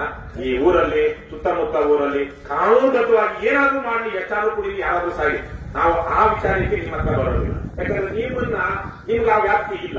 ನಿಮ್ಮ ವ್ಯಾಪ್ತಿ ಇರೋದೇನು? ನಿಮ್ ಸರ್ಕಾರ ಅಂದ್ರೆ ನಾವು ಜನರ ತೆರಿಗೆ ಹಣದಲ್ಲಿ ನಿಮ್ ಸಂಬಳ ಏನು ಕೊಡ್ತಾ ಇದ್ದಾರೆ? ಕಾನೂನನ್ನ ಅನುಷ್ಠಾನ ಮಾಡೋದಕ್ಕೆ, ಅಕ್ರಮಗಳನ್ನ ನಿಲ್ಲಿಸೋದಕ್ಕೆ. ದಯವಿಟ್ಟು ಈ ಊರಲ್ಲಿ ಆಗ ಹೇಳಿದಾಗ ಶೈಲಮ್ಮ ಅನ್ನುವಂಥವ್ರಿಗೆ ಅವ್ರು ಏನಾಗಿದೆ ಗೊತ್ತಿಲ್ಲ, ಅವ್ರ ಮೇಲೆ ಕಾನೂನು ಕ್ರಮ ಆಗಿಲ್ಲ ಅಂದ್ರೆ ಆಗುತ್ತೆ ಬಿಡುತ್ತೆ ನನಗೆ ಗೊತ್ತಿಲ್ಲ. ಆದ್ರೆ ಈಗಲೂ ಶಿವಣ್ಣ ಅವರು ಮಾಡ್ತಿದ್ದಾರಂತೆ, ಅವರೇ ಹೇಳಿದ್ದಾರೆ, ವಿಚಾರಿಸಿ. ಈ ಹಿಂದಿನ ಹಾಳಾಗೋಗ್ಲಿ, ಈಗ ಮುಂದಕ್ಕಾದ್ರು ಅಲ್ಲೇನಣ್ಣ. ಈಗ ಈ ಪೊಲೀಸರು ಅವರು ಹೋದ್ರು ಅವ್ರ ಮನೆಯಲ್ಲಿ ಸ್ವಂತಕ್ಕೆ ಅಂತ ಇಟ್ಕೊಳ್ಬಹುದಾದಂತ ಒಂದಷ್ಟು ಲಿಮಿಟ್ಸ್ ಇದೆ. 2 ಲೀಟರ್, 2.5 ಲೀಟರ್, 1 ಲೀಟರ್ ಅದೇನೋ ಇದೆ, ಯಾವ್ಯಾವ್ದನ್ನ ಇಟ್ಕೊಳ್ಬಹುದು ಅಂತ. ಅದಕ್ಕಿಂತ ಜಾಸ್ತಿ ಇಟ್ಕೊಂಡಿದ್ರೆ ಅವ್ರನ್ನ ಅರೆಸ್ಟ್ ಮಾಡಬಹುದು. ಆದ್ರೆ ಇವಾಗ ಹೋಗುವಷ್ಟೊತ್ತಿಗೆ ಇವತ್ತೆಲ್ಲ ಮನೆಯಲ್ಲ ಬಂದಿದ್ದಾರೇನೋ, ಇವತ್ತಿಲ್ಲಿ ಬರ್ತೀವಿ ಅಂತೇಳಿ ಅವರೆಲ್ಲ ಸಾಕ್ಸ್ಬಿಟ್ಟಿರ್ತಾರೆ. ತಿಪ್ಪೆಲೋ ಎಲ್ಲೋ ಇರುತ್ತೆ. ಏನ್ ತಿಪ್ಪೆ ರಸಕ್ಕೂ ಮಿಕ್ಸ್ ಮಾಡದೆ ಕುಡಿಯುವಂತ ಜನ ಇರೋ ತಿಪ್ಪೆ ಇಟ್ಟರೆ ಯಾರು ನೋಡ್ತಾರೆ ಅಲ್ವಾ? ಹಾಗಾಗಿ ಇವ್ರು ಮಾಡಕ್ಕಾಗಲ್ಲ. ಇವತ್ತು ಅವರು ಸಹ ಒಂದು ಅವರಿಗೆ ಮಾತಿನಲ್ಲಿ ಎಚ್ಚರಿಕೆ, ಮತ್ತೆ ಮುಂದಕ್ಕೆ ಮಾಡಬೇಡ್ರಪ್ಪ ಅಂತ. ಹಿಂದಕ್ಕೆ ಗೊತ್ತಿಲ್ಲ, ಅವ್ರಿಗೇನಾದ್ರು ದಾಖಲೆ ಹೇಳಿದ್ರೆ ಅವ್ರು ಕಾನೂನು ಕ್ರಮ ಜರುಗಿಸಲೇಬೇಕು, ಜರುಗಿಸಿ ಅಂತ ನಾವು ಮನವಿ ಮಾಡ್ತೀವಿ. ಆದ್ರೆ ಇವತ್ತಿಂದ ಈ ಊರಲ್ಲಿ ಮದ್ಯ ಮಾರಾಟ ಮಾಡೋದಿಕ್ಕೆ, ಅಕ್ರಮ ಮದ್ಯ ಮಾರಾಟ ಮಾಡೋದಿಕ್ಕೆ ಅವಕಾಶ ಇರಬಾರದು. ಆ ನಿಟ್ಟಿನಲ್ಲಿ ನಾನು ಪಿಡಿಒ ಇರ್ಫಾನ್ ಉಲ್ಲಾ ಅಲ್ವಾ, ನೀವು ಗ್ರಾಮ ಪಂಚಾಯಿತಿಯವರು, ಅಬಕಾರಿ ಇಲಾಖೆಯವರು, ಪೊಲೀಸ್ ಇಲಾಖೆಯವರು, ಕಂದಾಯ ಇಲಾಖೆಯವರು 4 ಜನ ಒಂದು ಗ್ರಾಮ ವ್ಯಾಪ್ತಿಯಲ್ಲಿ ಬಹುತೇಕವಾಗಿ ಇಂಥ ವಿಚಾರ ಬರುವಂತದ್ದು. ನೀವು ಗ್ರಾಮಸ್ಥರ ಕಡೆಯಿಂದ ಒಂದು ಮನವಿಯನ್ನ ತೆಗೆದುಕೊಂಡು ಪಿಡಿಒ ಇರ್ಫಾನ್ ಉಲ್ಲಾ ಅವರೇ ಈ ಇಲಾಖೆಯವರ ಜೊತೆ ಒಂದು ಕೋಆರ್ಡಿನೇಟ್ ಮಾಡಿಕೊಂಡು ಅಕ್ರಮ ಮದ್ಯ ಮಾರಾಟ ಮುಕ್ತ ಗ್ರಾಮ ಒಂದು ಬೋರ್ಡ್ ಹಾಕೋದಕ್ಕಾಗುತ್ತಾ? ಆಗ್ತಾರಲ್ವಾ? ನಿನ್ನೆ ತಾನೇ ನಾನು ಮಂಡ್ಯದಲ್ಲೋ ಮೈಸೂರಲ್ಲೋ ನೋಡಿದೆ, ಮದ್ಯ ಮಾರಾಟ ಮುಕ್ತ ಗ್ರಾಮ ಅಂತ ಕರ್ನಾಟಕ ಸರ್ಕಾರ ಅಂತ ಬೇರೆ ಹಾಕಿದ್ದಾರೆ, ಕರ್ನಾಟಕ ಸರ್ಕಾರ ಅಂತ. ಹಾಗಾಗಿ ಅದು ನಾವು ಮಾಡ್ಬೇಕ, ಯಾಕೆ ಹೋಗ್ಬೇಡ. ಹಾಗಾಗಿ ನಾನು ನಿಮ್ಮಲ್ಲಿ ಮನವಿ ಮಾಡ್ತೀನಿ ಇರ್ಫಾನ್ ಉಲ್ಲಾ ಅವರೇ, ಆ ಜವಾಬ್ದಾರಿ ಯಾವುದು? ನೀವು ಏನಮ್ಮ ಅಂಕಮ್ಮ ಪ್ರೇಮಕ್ಕ ಇವರು ಗ್ರಾಮ ಪಂಚಾಯತಿ ಸದಸ್ಯ ಆಗಿದ್ರು ಗೊತ್ತಲ್ವಾ? ನಿಮ್ದೇ ವ್ಯಕ್ತಿ ಬರ್ತಾರ? ಹೌದಾ? ಹಾ, ದಯವಿಟ್ಟು ನೀವು ಅದೇನಿದೆಯೋ ಮಾಡ್ಕೊಂಡು ಏಮನ್ನ ಪ್ರೇಮಕ್ಕ ನಿಮ್ಮೂರಲ್ಲಿ ಸುತ್ತಮುತ್ತ, ಯಾಕಂದ್ರೆ ಒಂದು ಠರಾವ್ ಬೇಕಾದ್ರೆ ಗ್ರಾಮ ಸಭೆಯಲ್ಲಿ ಠರಾವ್ ಮಾಡಿಸಿ ನಮ್ಮ ಗ್ರಾಮ ಪಂಚಾಯತಿ ವ್ಯಾಪ್ತಿಯಲ್ಲಿ ಅಣ್ಣ ಸ್ವಲ್ಪ ವಾಲ್ಯೂಮ್ ಕಡಿಮೆ ಮಾಡಪ್ಪ, ಎಕೋ ಜಾಸ್ತಿ. ಹಾಗಾಗಿ ಇರ್ಫಾನ್ ಉಲ್ಲಾ ಅವರು ನಿಮ್ಮ ವ್ಯಾಪ್ತಿಗೆ ಬರುತ್ತೆ. ನಾನು ನಿಮ್ಮನ್ನು ಮನವಿ ಮಾಡ್ತಾ ಇದ್ದೀನಿ, ಕಾಲ ಬೀಳಿ ಅಂದ್ರೆ ಬೀಳ್ತೀವಿ, ದಯವಿಟ್ಟು ಇಷ್ಟನ್ನು ಮಾಡೋಣ.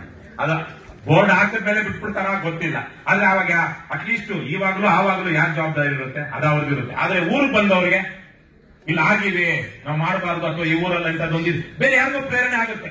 ನೀವು ಗ್ರಾಮ ಪಂಚಾಯತ್ ಅಭಿವೃದ್ಧಿ ಅಧಿಕಾರಿ ಆಗಿದ್ಕೊಂಡು ನಾನು ಆಗ್ಲೇ ಹೇಳಿದಂಗೆ ಹಳ್ಳಿಗಳಲ್ಲಿ ಮದ್ಯ ವ್ಯಸನ ಇರೋ ತನಕ ಬಡವರ ಕುಟುಂಬದವರು ಮದ್ಯ ವ್ಯಸನದಲ್ಲಿ ಇರೋ ತನಕ ಆ ಊರಿನಲ್ಲಿ ನಿರುದ್ಯೋಗ ಅಲ್ಲ ಏನು ಬಡತನ ನಿವಾರಣೆ ಆಗೋದಿಲ್ಲ, ಆರೋಗ್ಯವಂತ ಸಮಾಜ ಇರೋದಿಲ್ಲ. ದಯವಿಟ್ಟು ಅದನ್ನ ಏನಪ್ಪ ಊರವ್ರಿಗೆ ಒಪ್ಪಿಗೆ ಇದೆಯಾ? ಏನು ಪಿಡಿಒ ಅವರು ಅವ್ರ ಜವಾಬ್ದಾರಿ ಕೊಡಲ್ವಾ? ನಾನೇನೆ ಹಾಕಿ ನಿಮಗೆ ಬೇಕಾದ್ರೆ ಊರವರೆಲ್ಲ ಈ ಸಭೆ ಏನಪ್ಪ ಹೆಸರೋಣ ಹನುಮಂತಪ್ಪ, ಆಮೇಲೆ ಇಲ್ಲಿ ಒಂದು ಟವೆಲ್ ಹಾಕ್ತೀನಿ, ನೀವೆಲ್ಲ 10 ರೂಪಾಯಿ 20 ರೂಪಾಯಿ ಹಾಕಿ ಆ ದುಡ್ಡಲ್ಲಿ ಹಾಕೊಂಡು ಏನು ನೀವೆಲ್ಲ ಎಷ್ಟು 10 20 50 100 ಹಾಕಿ ಸರ್ಕಾರ ದುಡ್ಡಲ್ಲಿ ಬೇಡ, ಬೋರ್ಡು ಯಾರ ದುಡ್ಡಲ್ಲಿ ಊರಿನ ಜನರ ದುಡ್ಡಲ್ಲಿ ಬೋರ್ಡು. ಯಜಮಾನ್ರೆ ಓಕೆನಾ? ಶರಣಪ್ಪ ಅವ್ರೆ ಓಕೆ. ಇದಕ್ಕೆ ನೀವೇನ್ ತಗೋಬೇಕು? ನೀವು ಜವಾಬ್ದಾರಿ ತಗೋಬೇಕು. ನಿಮ್ ತಾವಲ್ಲ ಆಮೇಲೆ ಕಾರ್ಯಕ್ರಮ ಆದ್ಮೇಲೆ ಇಲ್ಲಿಡೋಣ, ನೋಡೋಣ ನಿಮ್ಮೂರವ್ರು ಎಷ್ಟು ಜನ ಏನ್ ದೇಣಿಗೆ ಕೊಡ್ತಾರೆ. ಆಗ್ತದೇನ್ರಪ್ಪ? 10 50 100 ಕೊಟ್ರೆ 1000 ರೂಪಾಯಿ ಬಿಡುತ್ತೆ. 1000 ರೂಪಾಯಿ ಬೇಕಾ ಇರ್ಫಾನ್ ಉಲ್ಲಾ ಅವರ ಬೋರ್ಡ್ಗೆ? ಸಾಕವ ಏನೇನೋ ದೊಡ್ಡದು ಕಟ್ಟೋಡಪ್ಪ ಬಂದ್ಕೊಂಡಿದೀಯಾ? ಸಾಕು. ದಯವಿಟ್ಟು ಆ ಇಬ್ಬರು ಇಲಾಖೆಯವರಿಗೆ ನಾನು ಹೇಳಬೇಕಾಗಿರೋದು ಅಷ್ಟೇನೆ. ಇನ್ನು ಮುಖ್ಯವಾಗಿ ಒಂದು 2-3 ವಿಚಾರ. ಇದು ನಿಮ್ಮೂರಲ್ಲಿ ಮದ್ಯ ಮಾರಾಟ, ಅಕ್ರಮ ಮದ್ಯ ಮಾರಾಟ ನಿಲ್ತು. ಸಕ್ರಮ ಮದ್ಯ ಮಾರಾಟ ಎಲ್ಲಮ್ಮ ಇದೆ ಹತ್ರದಲ್ಲಿ ಎಲ್ಲಿದೆ? ಬಾರಾಗ್ಲಿ MRP ಹತ್ರದ ಯಾವ್ದವ? ಭೀಮ್ ಸಮುದ್ರ. ಭೀಮ್ ಸಮುದ್ರದ ಬಗ್ಗೆ ಒಂದು ವಿಚಾರ ಹೇಳಬೇಕು. ನಾನು ಇಡೀ ದೇಶ ಅಸ್ಸಾಂ ಭಾಗ ಬಿಟ್ಟು ಆ ಒಂದು 6-7 ಸಣ್ಣ ರಾಜ್ಯಗಳು ಬಿಟ್ರೆ ಕನ್ಯಾಕುಮಾರಿಯಿಂದ ಹಿಡಿದು ಕಾಶ್ಮೀರ ತನಕ ಹೋಗಿದ್ದೀನಪ್ಪ. ಆದ್ರೆ ಕೇರಳದಲ್ಲಿ ನೋಡಿದಷ್ಟು ಬಂಗ್ಲೆಗಳನ್ನ ಎಲ್ಲೂ ನೋಡಿಲ್ಲ ನಾನು. ಊರಲ್ಲಿ ಗಲ್ಫ್ ಅಲ್ಲಿ ಕೆಲಸ ಮಾಡ್ತಾರೋ ಅಥವಾ ಕೇರಳ ಆಗ್ತಾನೆ. ನಮ್ಮ ಇಂದ್ರಾರೆಡ್ಡಿ ಅವರು ಹೇಳಿದ್ರಲ್ವಾ, ಏನ್ ಬಡತನ ನಿವಾರಣೆ ಆಗಿರುವಂತಹ ರಾಜ್ಯ ಅಂತ ಅಧಿಕೃತವಾಗಿ 2-3 ದಿವಸದಿಂದ ಅಲ್ಲಿ ನಮ್ಮ ಮುಖ್ಯಮಂತ್ರಿ ಘೋಷಣೆ ಮಾಡಿದ್ದಾರೆ. ಅಷ್ಟು ಕಡಿಮೆ ಬಡತನ ನಮ್ಮ ದೇಶದಲ್ಲಿ ಯಾವ ರಾಜ್ಯದಲ್ಲೂ ಇಲ್ಲ. ಅತ್ಯಂತ ಕಡಿಮೆ ಬಡವರು ಇರುವಂತಹ ರಾಜ್ಯ ಯಾವುದು ನಮ್ಮ ದೇಶದಲ್ಲಿ? ಕೇರಳ.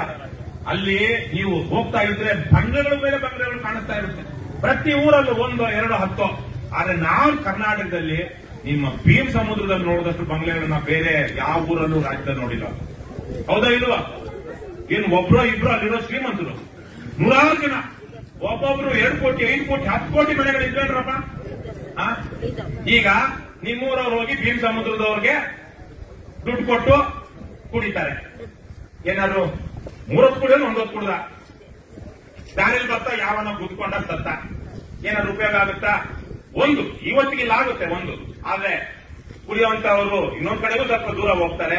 ದೂರ ಹೋಗೋ ಕಾರಣಕ್ಕಾಗಿ ಎಷ್ಟೋ ಜನಗಳಲ್ಲಿ ಮನೆಗಳಲ್ಲಿ ಒಂದು ನಾನು ಹೇಳ್ಬಾರ್ದು, ಇದೇ ಒಂದು ಸ್ವಲ್ಪ ಸದರ ಆಗ್ಬಿಡುತ್ತೆ. ಹುಡುಕ್ ಮುಂಡೆ ಮಗ ಅಲ್ಲೆಲ್ಲ ಹೋಗಿ ಕುಡಿಯೋ ಬದಲು ಮನೇಲಿ ಕುಡಿದು ಸಾಯ್ಲಿ, ದಾರಿಲಿ ಬರೋವಾಗ ಎಲ್ಲಾರು ಕುತ್ಕೊಂಡು ಹೋದ್ರೆ ಒಳ್ಳೆ ಕೆಟ್ಟೋಗ್ಬಿಡುತ್ತೆ. ಹಾಗಾಗಿ ಮನೆಯಲ್ಲೇ ಕುಡಿದು ಸಾಯ್ಲಿ ಅಂತ ಹೆಣ್ಣು ಮಕ್ಕಳು ಮನೆಯಲ್ಲಿ ಚಾಕಣ ಮಾಡ್ಕೊಡ್ತಾರೆ ಗಂಡಸರಿಗೆ. ಚಾಕಣ ಅಂತೀರ ಏನಂತೀರಾ? ನೆನ್ಸ್ಕೊಳ್ಳೋದಿಕ್ಕೆ ಚಾಕಣನಾ? ಕುಡಿಯೋವಾಗ ಏನಪ್ಪ ಬೇಕಂತೆ ಅದೇನೋ ಸೈಡ್ಸ್ ನೆನ್ಸ್ಕೊಳ್ಳೋಕೆ ಚಾಕಣ. ಸೊ ಅದನ್ನ ಹೆಣ್ಮಕ್ಳು ಮಾಡ್ಕೊಡ್ತಾರೆ. ಇವನ್ನೆಲ್ಲೋ ಕುಡ್ಕೊಂಡು ರಸ್ತೆನಲ್ಲಿ ಬಿದ್ದು ಸತ್ರೆ ಹೆಣ ಬರುತ್ತೆ, ಹೆಣಕ್ ಬದಲು ಮನೇಲಿ ಬಿದ್ದು ಸಾಯಿಗೆ ಅಂತ. ಹಾಗಾಗಿ ಭೀಮ್ ಸಮುದ್ರದಲ್ಲಿ ಹೆಂಡ ಸಾರಾಯಿ ಮಾರಾಟ ಮಾಡ್ತಾ ಇದ್ರೆ ಆವಾಗ್ಲೂ ಏನಾದ್ರು ಒಳ್ಳೇದಾಗುತ್ತಾ? ಹಾಗಾಗಿ ಇವತ್ತು ನಾನು ಆಗಲೇ ಹೇಳಿದಂಗೆ ನಮ್ಮೆಲ್ಲ ದುಡ್ಡು 4 ಲಕ್ಷ ಕೋಟಿ ರೂಪಾಯಿ ನಮ್ಮ ರಾಜ್ಯದಲ್ಲಿ ಬಡತನ ನಿವಾರಣೆ ಆಗಿಲ್ಲ, ನಿರುದ್ಯೋಗ ಕಡಿಮೆ ಆಗ್ತಾ ಇಲ್ಲ, ಭ್ರಷ್ಟಾಚಾರ ಅಕ್ರಮಗಳು ಜಾಸ್ತಿ ಆಗ್ತಾ ಇದೆ. ಎಲೆಕ್ಷನ್ ನಲ್ಲಿ 17-18 ವರ್ಷದವರೆಗೆ ತೀರ್ಥ ದೀಕ್ಷೆ. ಯಾವ ದೀಕ್ಷೆ? ತೀರ್ಥ ದೀಕ್ಷೆ. ಯಾರು ಕೊಡೋದು? ರಾಜಕಾರಣಿಗಳು ಹುಡುಕೊಂಡು ಹೊಸ ಕುಡುಕರಿಗೆ ದೀಕ್ಷೆ ಕೊಟ್ಟು ಕುಡಿತಕ್ಕೆ ಅವ್ರನ್ನ ಇನಿಷಿಯೇಟ್ ಮಾಡುವಂತಹ ಒಂದು ಪ್ರಶಸ್ತ ಕಾಲ ಯಾವುದು? ಎಲೆಕ್ಷನ್. 17-18 ಇನ್ನೂ ಅಭ್ಯಾಸ ಮಾಡ್ಕೊಳ್ಳಿ, ಮಗ ಬಾರು ಡಾಬಾ. ಆಮೇಲೆ ಒಂದು ವಾರ ದಿವಸ ಮೆರೆಸ್ತಾರೆ, ಕುಡಿಸ್ತಾರೆ, ತಿನ್ನಿಸ್ತಾರೆ. ಅವ್ನು ಬಂದು ಅಮ್ಮನ್ನ ಏನಂತಾರೆ? ಇಲ್ಲ ಅಮ್ಮನ ಅಂತಾರ, ಅವನ್ ಅಂತಾರ, ಎರಡು ಅಂತಾರ. ನಿಮ್ಮ ಅವನ್ ಅವ ಕೊಡ್ಲೇ ಅಂತಾರೆ, ಅಂತಾರ ಇಲ್ಲಪ್ಪ? ಆಗಿದೆಯಣ್ಣ, ನಿಜನಾ? ಯಾವ್ದು ಹೇಳ್ತಿರೋದು ಉತ್ಪ್ರೇಕ್ಷ ಅಲ್ವಪ್ಪ? ಒಂದು ವಾರ 10 ದಿವಸ ಆದ್ಮೇಲೆ ಅಭ್ಯಾಸ ಆದ್ಮೇಲೆ ಅವ್ನಿಗೆ ನಾಳೆ ಬೇಕು ಅಂದಾಗ ಇನ್ನೂ ದುಡಿತಾ ಇಲ್ಲ, ಕಾಲೇಜ್ ಹೋಗ್ತಿದ್ದಾನೆ, ದುಡ್ಡಿಲ್ಲ, ಏನ್ ಮಾಡ್ತಾನೆ? ಅಪ್ಪನಲ್ಲ, ಯಾರು ಕೇಳ್ತಾನೆ? ನಿಮ್ಮ ಅವನ್ ಅಂತ ಯಾರನ್ನಂತಾನೆ? ಅಮ್ಮನ್ನೇ ಅಂತಾನೆ, ಅವನ್ನೇ ಅಂತಾನೆ. ಇದು ಹಾಗಾಗಿ ಬಡತನ ನಾವೆಷ್ಟೇ ಮಾಡಿದ್ರು ಸರ್ಕಾರಗಳು ಇವತ್ತಿರೋ ಸಂದರ್ಭದಲ್ಲಿ ಮದ್ಯ ನಿಷೇಧ ಮಾಡದೆ ನಮ್ಮ ರಾಜ್ಯ ಉದ್ಧಾರ ಆಗೋದು ನನ್ನ ಕಣ್ಣಕ್ಕೆ ಕಾಣಿಸ್ತಾ ಇದೆ. ನಿಮ್ ಕಣ್ಣಕ್ಕೆ ಕಾಣಿಸ್ತಿದ್ಯಲ್ರಪ್ಪ? ಗೊತ್ತಿಲ್ಲ. ನನಗಂತೂ ನಾನು ಚೆನ್ನಾಗಿ ಓದ್ಕೊಂಡಿದ್ದೀನಿ, ತಿಳ್ಕೊಂಡಿದ್ದೀನಿ. ದೇಶ ವಿದೇಶ ಸುತ್ತಿದ್ದೀನಿ. 4 ವರ್ಷ ಅಮೆರಿಕದಲ್ಲಿದ್ದೆ, 4 ದೇಶ ನೋಡಿದ್ದೀನಿ. ನಾನ್ ಕುಡಿತಾ ಇರೋರು ನಾನು ನೋಡಿದ್ದೀನಿ 40 ಜನ. ಆಗ್ಲೇ ನಾನು ಹೇಳ್ದಂಗೆ ಲಕ್ಷ ಸಂಪಾದನೆ ಇರೋನು 10,000 ರೂಪಾಯಿ ಕುಡಿದ ಅವ್ನಿಗೆ ಏನೇನು ಒಂದು ರೋಮ ಅಷ್ಟೇ. ಆದ್ರೆ ಬಡವರಿಗೆ ದುಡ್ಡು, ಮನೆತನದ ದುಡ್ಡು, ಹೆಣ್ಣು ಮಕ್ಕಳು ಸಂಪಾದನೆ ಮಾಡಿದ ದುಡ್ಡು. ಹಾಗಾಗಿ ಬಡತನ ನಿವಾರಣೆ ಆಗಬೇಕು ಅಂದ್ರೆ ನಮ್ಮ ರಾಜ್ಯದಲ್ಲಿ ಮದ್ಯ ನಿಷೇಧ ಆಗಬೇಕು. ಹಾಗಾಗಿ ಹಲವಾರು ಸಂಘ ಸಂಸ್ಥೆಗಳು, ನಾನು 200 ಕಿಲೋಮೀಟರ್ ಪಾದಯಾತ್ರೆ ನಾನು ಮಾಡಿದ್ದೀನಪ್ಪ. ಅಲ್ಲ, ಅದಕ್ಕಿಂತ ಮೊದಲು 90 ಕಿಲೋಮೀಟರ್ ಪಾದಯಾತ್ರೆ ಮದ್ದೂರಲ್ಲಿರುವಂತಹ ಯಾವ್ದದು ಏನ್ ಸೌಧ? ಸತ್ಯಾಗ್ರಹ ಸೌಧ ಅಂತ, ಧ್ವಜ ಸತ್ಯಾಗ್ರಹ ಸೌಧ ಅಂತ. ಧ್ವಜನೇ ಹಾಸಲಿಕ್ಕೆ ಬಿಡ್ತಾ ಇಲ್ಲ ತ್ರಿವರ್ಣ ಮೈಸೂರು ಮಹಾರಾಜರು 47 ಮೊದಲು. ಅದಕ್ಕೊಂದು ದೊಡ್ಡ ಹೋರಾಟ ನಡೀತು 39ರಲ್ಲಿ 36ರಲ್ಲಿ. ವಿಧುರಾಶ್ವತ್ಥದಲ್ಲಿ ನಮ್ಮ ಪೂರ್ವಿಕರು 8-10 ಜನ ಗುಂಡೆಗೆ ಬಲಿಯಾದರು, ಮೈಸೂರು ರಾಜರ ಪೊಲೀಸರ ಗುಂಡೆಗೆ. ಅವಾಗ ಧ್ವಜ ಸತ್ಯಾಗ್ರಹ ನಡೀತಲ್ಲ ಮದ್ದೂರಲ್ಲಿ. ಅಲ್ಲಿಂದ ನಮ್ಮ ದೊರೆಸ್ವಾಮಿಯವರು ಬಂದಿದ್ರು, ಕೌಲಿಗಿ ಅಂತ ಒಬ್ಬ ಸ್ವಾತಂತ್ರ್ಯ ಹೋರಾಟಗಾರರು ಬಂದಿದ್ರು. ಅಲ್ಲಿಂದ ಶುರು ಮಾಡಿ ಒಂದು 6 ವರ್ಷದಿಂದ ನಾವು ಆದಿಚುಂಚನಗಿರಿ ಬೆಟ್ಟದ ತನಕ ಪಾದಯಾತ್ರೆ ಮಾಡಿದ್ವಿ, ಮದ್ಯ ನಿಷೇಧ ಮಾಡಿ ಅಂತೇಳಿ. ಅದಕ್ಕಿಂತ ಮೊದಲೇ ನಮ್ಮ ಲಿಂಗೇಗೌಡರು, ನಮ್ಮ ಉಪಾಧ್ಯಕ್ಷರಾಗಿದ್ದಂಥವ್ರು, ಕಾರ್ಯಾಧ್ಯಕ್ಷರಾಗಿದ್ದಂಥವ್ರು, ಅಬಕಾರಿ ಇಲಾಖೆ ಇನ್ಸ್ಪೆಕ್ಟರ್ ಆಗಿದ್ದವರು, ಅವರು 950 ಕಿಲೋಮೀಟರ್ ಬಸವ ಕಲ್ಯಾಣದಿಂದ ಬೆಂಗಳೂರು ತನಕ ಪಾದಯಾತ್ರೆ ಮಾಡಿದ್ರು. ನಾವು ಕೇಳ್ತಾ ಇದೀವಿ, ಅದೇ ತರಕ್ಕೆ ದೊಡ್ಡ ಹೋರಾಟ ನಡೀತಾ ಇದೆ ಮದ್ಯ ನಿಷೇಧ ಆಂದೋಲನ ಅಂತ. ಸ್ವಲ್ಪ ನೀವೆಲ್ಲ ಕೈ ಜೋಡಿಸ್ಬೇಕು. ಏನ್ ಮಾಡ್ಬೇಕು ಅಂತ ಹೋರಾಟ ಕೈ ಜೋಡಿಸಿ. ಹಾಗಂತೇಳಿ ಇವ್ರೇನು ಕೆಲಸ ಕಳ್ಕೊಂಡ್ಬಿಡ್ತಾರೆ ಅಂತಲ್ಲ. ಅಬಕಾರಿ ಅನ್ನೋದು ಒಂದು ಪಾರ್ಟ್ ಅಂಡ್ ಪಾರ್ಸಲ್ ಅಷ್ಟೇ. ಅವ್ರದ್ದು ಯಾವುದು ಅವರ ಇಲಾಖೆಯಲ್ಲಿ ಎಕ್ಸೈಸ್ ಅನ್ನುವಂಥದ್ದು ಹಲವಾರು ಬೇರೆ ಬೇರೆ ರಾಜ್ಯಗಳಿಂದ ಕಸ್ಟಮ್ಸ್ ಅಲ್ಲಿ ಬರುತ್ತಲ್ಲ, ಅದೆಲ್ಲ ಅದು ಬರುತ್ತೆ. ಬರೀ ಹೆಂಡ ಮಾರಾಟ ಮಾಡೋದು ಒಂದೇ ಅಲ್ಲ. ಆಮೇಲೆ 100-200 ಜನಕ್ಕೆ ಅವ್ರಿಗೆ ಇದೇ ಇದನ್ನ ಪೊಲೀಸರಿಗೂ ವರ್ಗಾವಣೆ ಮಾಡಬಹುದು, ಜಾಸ್ತಿ ಜನ ಇದ್ದಾರೆ ಅಂದ್ರೆ. ಆಮೇಲೆ ಅದನ್ನ ನಿಷೇಧವನ್ನ ಅನುಷ್ಠಾನ ಮಾಡೋದಕ್ಕೆ ಅವ್ರ ಕೆಲಸ ಇರುತ್ತೆ. ಯಾರೋ 10 ಜನ 20 ಜನ 50 ಜನ 1000 ಜನ ಕೆಲಸ ಕಳ್ಕೊಂಡ್ಬಿಡ್ತಾರೆ. 10,000 ಜನ ಉದ್ಯೋಗ ಹೋಗ್ಬಿಡ್ತಾರೆ. 50,000 ಉದ್ಯೋಗ ನಷ್ಟ ಅನ್ಕೋಬೇಡಿ. ನಮ್ಮ ರಾಜ್ಯದಲ್ಲಿ ಇವತ್ತು ಡಿಗ್ರಿ ಮಾಡಿಕೊಂಡು STA ಯಾವುದು PUC ಕ್ವಾಲಿಫಿಕೇಶನ್ ಬೇಕಾಗಿರುವಂತಹ ಹುದ್ದೆಗಳಿಗೆ ಪರೀಕ್ಷೆ ಬರೀತಿರುವಂತವರು 15-20 ಲಕ್ಷ ಜನ ಇದ್ದಾರೆ. ಅದು ಏನೋ 21ರಿಂದ 30-35 ಒಳಗಡೆ ಇರುವಂತವ್ರು ಇಲ್ವೇನ್ರಪ್ಪ? ಅಷ್ಟು ಉದ್ಯೋಗಗಳಲ್ಲಿ ಅಷ್ಟು ನಿರುದ್ಯೋಗ ಇರುವಾಗ 5-10 ಸಾವಿರ ಜನ ಮತ್ತೆ ಯಾವ ಉದ್ಯೋಗ ಹುಡುಕೊಳ್ತಾರ? ಅದಲ್ಲ, ಅದು ಮುಖ್ಯ ಅಲ್ಲ. ಹಾಗಾಗಿ ಮದ್ಯ ನಿಷೇಧ ಜಾರಿ ಆಗಬೇಕು ಅಂತ ಹೋರಾಟ ಮಾಡ್ತಾ ಇದ್ದೀವಿ. ನೀವು ನಿಮ್ಮೂರಿನ ಗ್ರಾಮಸ್ಥರು ದಯವಿಟ್ಟು ಆ ಹೋರಾಟವನ್ನು ಬೆಂಬಲಿಸಿ. ಏನಣ್ಣ ಬೆಂಬಲಿಸ್ತೀರೇನಪ್ಪ? ಅದಕ್ಕಿಂತ ಮೊದಲು ಮಾಡಬೇಕು. ಹೋರಾಟಕ್ಕೆ ಬರಕ್ಕಾಗುತ್ತೋ ಇಲ್ವೋ? ಸಾರಾಯಿಗೆ, ಹೆಂಡಕ್ಕೆ, ಹಣಕ್ಕೆ ಅಥವಾ ಜಾತಿ ಅಂತ ನೋಡ್ಕೊಂಡು ನೀಚನಿಗೆ, ಭ್ರಷ್ಟನಿಗೆ, ದುರುಡನಿಗೆ, ರೇಪಿಸ್ಟಿಗೆ, ಕೊಲೆಗಡಕನಿಗೆ ಓಟ್ ಹಾಕೋದು ನಿಲ್ಲಿಸೋಣ. ನಾನೊಂದು ಮಾತು ಹೇಳ್ತೀನಿ, ಬೇಜಾರು ಮಾಡ್ಕೋಬೇಡಿ, ಹೇಳಲ್ಲ, ಅರ್ಧ ಹೇಳ್ತೀನಿ. ನೀವು ನಮ್ಗೆ ಓಟ್ ಹಾಕದೇ ಇದ್ರು ಹೋಯ್ತು. ಏನ್ ಹೋಯ್ತು? ಅರ್ಥ ಆಗಿರ್ತಾನೆ. ನೀವು ನಮ್ಗೆ ಓಟ್ ಹಾಕದೇ ಇದ್ರು ಅಂತವ್ರಿಗೆ ಹಾಕ್ಬೇಡ್ರಣ. ಹಣ ಹಂಚೋರ್ಗೆ, ಹೆಂಡ ಹಾಕೋರ್ಗೆ, ಎಂತೆಂತವ್ರು ಊರ್ನ ನಾಶ ಮಾಡೋಂಥವ್ರಿಗೆಲ್ಲ ಗೆಲ್ಲಿಸ್ಕೊಂಡು ಉದ್ದಾರ ಆಗುತ್ತೇನ್ರಪ್ಪ? ಬಸವಣ್ಣನೊಂದು ವಚನ ಹೇಳ್ತೀನಿ, ಮನೆಯೊಳಗೆ ಮನೆಯೊಡೆಯನಿದ್ದಾನೋ ಇಲ್ಲವೋ, ಮನೆಯೊಳಗೆ ಮನೆಯೊಡೆಯನಿದ್ದಾನೋ ಇಲ್ಲವೋ, ಇದಾನೋ ಇಲ್ವೋ ಗೊತ್ತಾಗ್ತಾ ಇಲ್ಲ. ಹೊಸ್ತಿಲಲ್ಲಿ ಹುಲ್ಲು ಹುಟ್ಟಿ ಮನೆಯೊಳಗೆ ರಜ ತುಂಬಿ, ರಜ ಅಂದ್ರೆ ಏನು? ಕಸ. ಹೊಸ್ತಿಲಲ್ಲಿ ಹುಲ್ಲು ಹುಟ್ಟಿ ಮನೆಯೊಳಗೆ ರಜ ತುಂಬಿ ತಲೆ ಕೆಡ್ತಾ ಇದೆ. ಮನೆಯೊಳಗೆ ಇದ್ದಾನೋ ಇಲ್ವೋ? ತನುವಿನಲ್ಲಿ ಹುಸಿ ತುಂಬಿ, ತನು ಅಂದ್ರೆ ಏನು? ದೇಹ. ತನುವಿನಲ್ಲಿ ಹುಸಿ ತುಂಬಿ, ಕುಡಿದು ಬಿಡುದು ಹಾಳಾಗಿರ್ತಾರಲ್ಲ, ಮನದೊಳಗೆ ವಿಷಯ ತುಂಬಿ, ಬೇರೆ ಬೇರೆ ತರ ದುರಾಲೋಚನೆಗಳು ಮನದೊಳಗೆ ವಿಷಯ ತುಂಬಿ ಮನೆಯೊಡೆಯ ಇಲ್ಲ. ಬಸವಣ್ಣ ಅಲ್ಲಿ ಹೇಳ್ತಾನೆ, ಅಷ್ಟೊತ್ತು ಇದ್ದಾನೋ ಇಲ್ವೋ ಅಂತ ಹೇಳ್ತಿದ್ದವನು ತನುವಿನಲ್ಲಿ ಹುಸಿ ತುಂಬಿ ಮನದೊಳಗೆ ವಿಷಯ ತುಂಬಿ ಅಂತಹ ಮನೆಯೊಡೆಯ ಇಲ್ಲ, ಅವನು ಮನುಷ್ಯ ಅಲ್ಲ, ಅವನ ಆತ್ಮ ಇಲ್ಲ ಅಂತ. ಹೀಗಿರುವಾಗ ಇಂತಹ ಅತ್ಯವುಗಳನ್ನ, ಆತ್ಮ ಇಲ್ದಿರೋರ್ನ ನಾವು ನಾಯಕರನ್ನಾಗಿ ಆಯ್ಕೆ ಮಾಡಿಕೊಂಡ್ರೆ ಪಾಪ ಪೊಲೀಸರಾಗಲಿ, ಅಬಕಾರಿಯವರಾಗಲಿ, ಗ್ರಾಮ ಪಂಚಾಯತಿಯವರಾಗಲಿ, ಕಂದಾಯ ಇಲಾಖೆಯವರಾಗಲಿ ಯಾರು ಏನಾರ ಮಾಡಕ್ಕಾಗುತ್ತೆ? ನಮ್ಮಪ್ಪನು ಒಬ್ಬ ವಿಲೇಜ್ ಅಕೌಂಟೆಂಟ್ ಆಗಿದ್ರು 40 ವರ್ಷದಿಂದ.